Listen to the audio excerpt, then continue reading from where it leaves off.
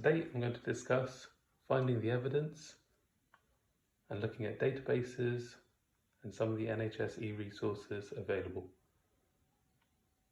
To start with, we'll be talking about NHS e-resources generally and how to access them using Athens accounts, the simplified NHS interface for databases HDAS or Healthcare Databases Advanced Search, where a number of databases are found collected together. We'll be talking about free text and subject headings as methods for retrieving text, things like operators or Boolean operators such as or and, talking about proximity operators such as ADJ, managing, saving and accessing the results you save on HDAS, and finally a tiny bit about critical appraisal and how this overlaps with finding the evidence. A reminder that your Athens account within the NHS is your gateway to most of your e-resources, whether that's local e-resources or national e-resources that your organisation is subscribed to. A starting point for a lot of searches or pilot searches is Nice Evidence.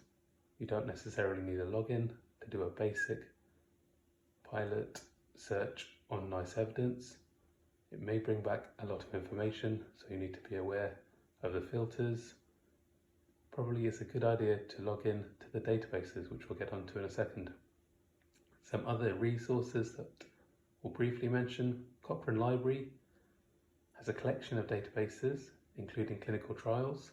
It also includes the Cochrane Systematic Reviews, which are still thought of as the gold standard of systematic reviews. Another resource is TRIP. Again, you can access this remotely or via Athens. It splits searches into a PICO framework, which we'll talk about in a second as well. Your pyramid or hierarchy of evidence includes secondary resources at the top of the pyramid, such as national or local guidelines. Things like systematic reviews and meta-analysis for quantitative research also sit at the top of the pyramid. There is a graded hierarchy of different primary studies, such as randomized controlled trials, cohort studies, case controls, case series, or a case report. Things like evidence pieces, a tweet, animal or in vitro trials would be at the bottom of the pyramid of evidence. So a reminder that secondary evidence sits at the top of the pyramid or hierarchy of evidence. As we look at evidence-based practice, a reminder from Sackett and his colleagues in 1997 that evidence-based medicine or evidence-based practice is the conscientious, explicit and judicious use of current best evidence in making decisions about the care of individual patients. Essentially, this comes down to three things to improve patient outcomes: individual clinical expertise, patients' values and expectations, and the best available clinical evidence. When we're looking at clinical evidence, it's a good idea to split research evidence into quantitative and qualitative. Some of the core differences are there. Essentially, quantitative is more numerical, qualitative is more narrative and subjective compared to the objective data of quantitative. Quantitative again is more deductive, where qualitative has a more inductive reasoning behind it. When we look at levels of evidence, another look at the pyramid there, we may want to choose secondary evidence to make a decision for service users or a wider decision affecting our patients before we look at primary evidence. When we're planning a search, it's a good idea to keep some things in mind, such as planning how you'll do your search to make it easier, breaking the search or research question into concepts. So one framework we'll talk about is PICO. You could just as easily break it down into the core concepts within your research question. You need to think about different ways of saying the same term, and you'll also need to think about how you might want to save your results and a bit about information or data retrieval and data management when you have a lot of results. And that could well be something like reference management software or software for systematic reviews, such as RAIAN or EndNote for reference management. PICO, the framework we're going to use today, looks at these 4 concepts for any research question. The P is your population or patient group, I is your intervention or exposure, you have a C for comparison, and an outcome. For psychiatry or psychology research questions, you don't necessarily need a comparison or outcome group for putting into the database. It is a good idea to think about them for your own search strategy and for your write-up, however. This is the same PICO format in a different table, and we have 2 examples. So, can CBT improve self-esteem in people with eating disorders? In this case, if you have a minute to think about this, your patient group or population in this case may well be eating disorders and the different ways of saying eating disorders, whether that's anorexia, bulimia, overeating. Your intervention group is the CBT and the different ways of saying that, whether you call it CBT, cognitive behavior therapy, talking treatment, or psychotherapy. Your comparison and outcome groups, in this case, your outcome group going to the end is self-esteem and the different ways you might say that, whether it's self-worth or self-confidence. Your comparison group, I've not put it in as we might not put it into the database in this case, but for your own framework, you may be comparing with the normal population who don't have an eating disorder as a control group. You may be comparing with the CBT as opposed to a different type of therapy, whether that's a drug therapy or whether that's a different kind of talking therapy such as DBT. A second example, can CBT improve outcomes in patients or people with schizophrenia? So again, if you have a minute to think about this, your patient or population group in this case is schizophrenia and the different ways of saying that. As a bigger group, it might be psychosis or serious mental illness. Again, the intervention group is CBT. In this case, for the database, we haven't necessarily put in a comparison or outcome group of terms. However, for our own write-ups again, you may be comparing with different patient groups. You might be comparing with bipolar patients in serious mental illness, maybe comparing with other mental illness as your comparison group. If your outcomes for mental illness could well be relapse rates, remission rates, compliance with medication, or quality of life. However, these are things to be mindful of. We may not necessarily be putting them as terms into the database. So this recaps the same information.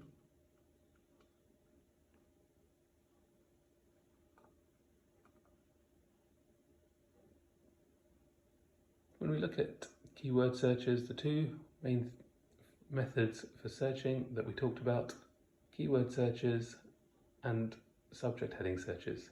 So keyword searches, you're asking the database to find exactly what you type in.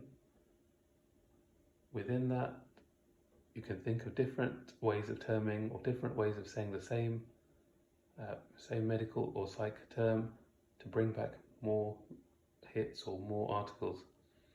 Some search tips include, as a generalization for most databases, asterisks or truncations. So an asterisk at the end of a stem of a word forces the database to bring back from 0 to infinity. So psych with an asterisk may bring back psych, psychiatry, psychology, psychiatrists, psychologists. So a multitude of different endings after the stem of the word. Similarly, a $sign might also be a truncation used on some databases. Aside from truncations, there are things like wildcards, where you're replacing one character within a term. A wildcard might be useful for American versus US spellings, such as behavior, which is common on psych searches. Proximity operators such as ADJ allow you to bring back more results by looking at a number of terms around your main search term.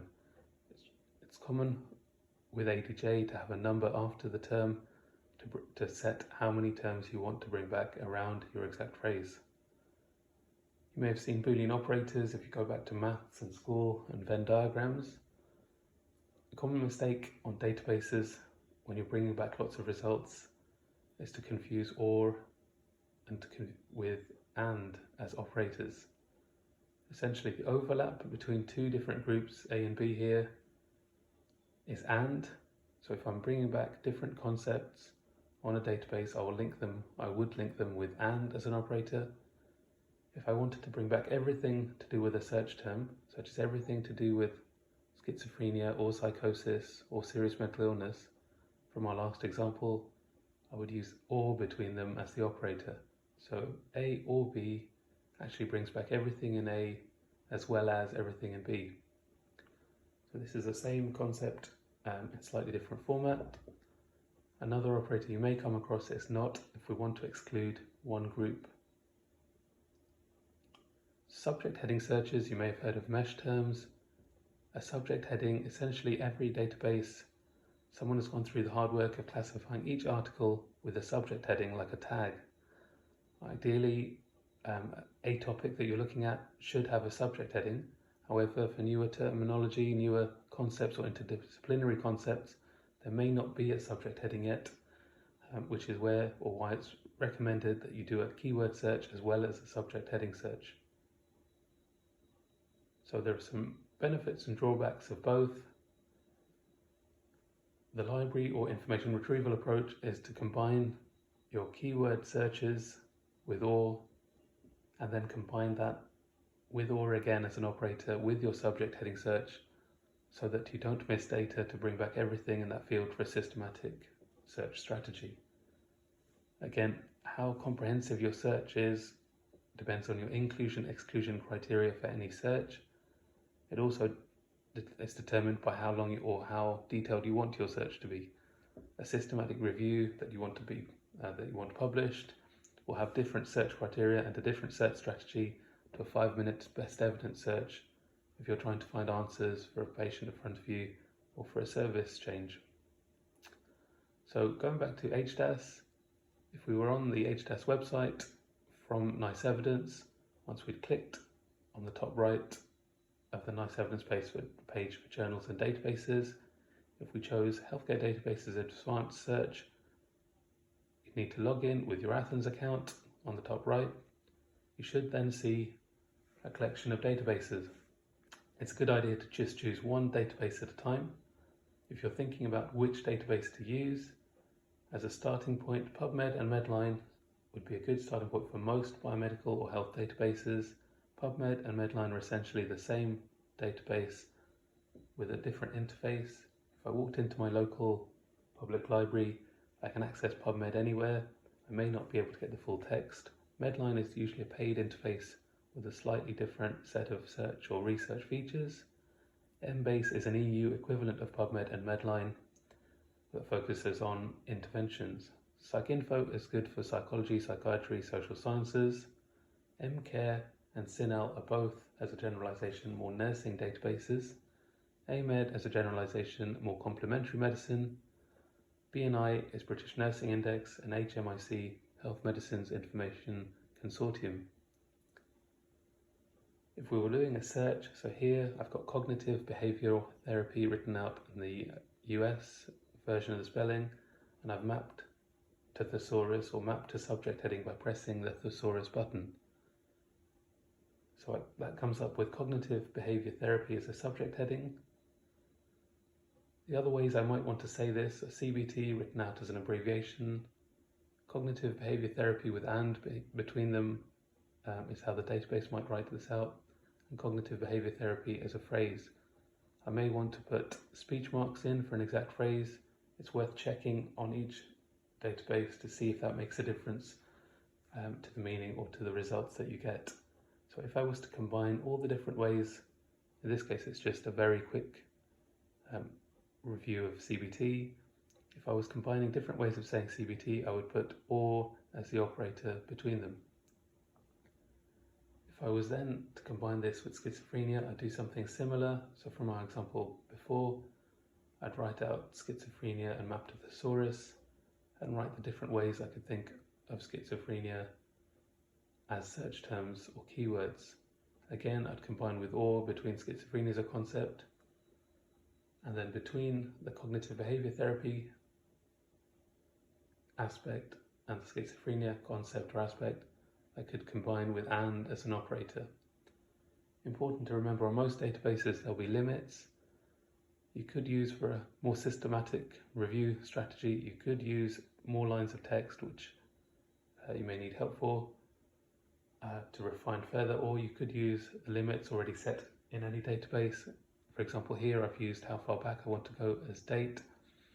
A language is a quick way of refining results. I've just refined to English. You may want to refine what kind of articles you get back to bring down too many results or bring back a large selection of results. It's important to think about other sources when you're doing a comprehensive literature search, whether that's journals or choosing individual journals, looking at grey literature, whether that's a Google search looking for white papers online or government academic papers that are freely available, things like the King's Fund, which has its own database. You may want to look at research clinical trial registers or other registers, or even contact authors directly for help. So search tips include, as a reminder, using the subject heading.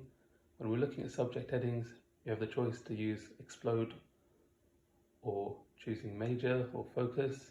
Exploding a subject heading normally brings back more results and widens your search.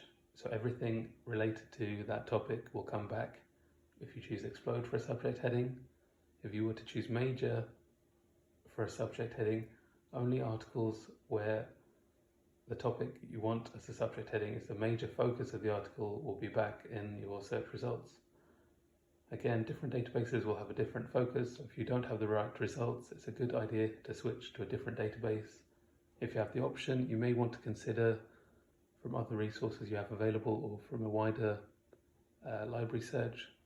You may want to consider interdisciplinary databases as well, such as Scopus or such as Web of Science, if your topic doesn't bring back sufficient results on the normal databases you have access to. So a reminder of evidence-based practice there, and why finding the evidence links then to critically appraising the evidence. Even if you have a lot of results back or a large amount of data, you may want to appraise the articles you get back before you start writing about them. So whether you see something in the Daily Mail or in the Lancet or the BMJ, it's a good idea to examine how trustworthy and relevant those articles are, and has the research been done in a way that makes the findings reliable. So the basics of critical appraisal: carefully and systematically examining research to judge its trustworthiness, value and relevance. Have the findings been undertaken in a way, have this research been undertaken in a way that makes the findings reliable, and can you apply this to your own patients? So some other resources are there that you might want to think about, including BMJ Best Practice, NICE Evidence, the BNF Children's BNF and BMJ case reports, some of which will be available as apps for yourself. It's a good idea if you are doing critical appraisal to download checklists, whether that's CASP checklists to help you appraise articles, or whether you look at CEBM as a Centre for Evidence-Based Medicine. One final resource is Students for Best Evidence, linked to the Cochrane, which has a lot of search tips, a lot of information retrieval and information on research methodologies in general, whether that's finding evidence or appraising evidence.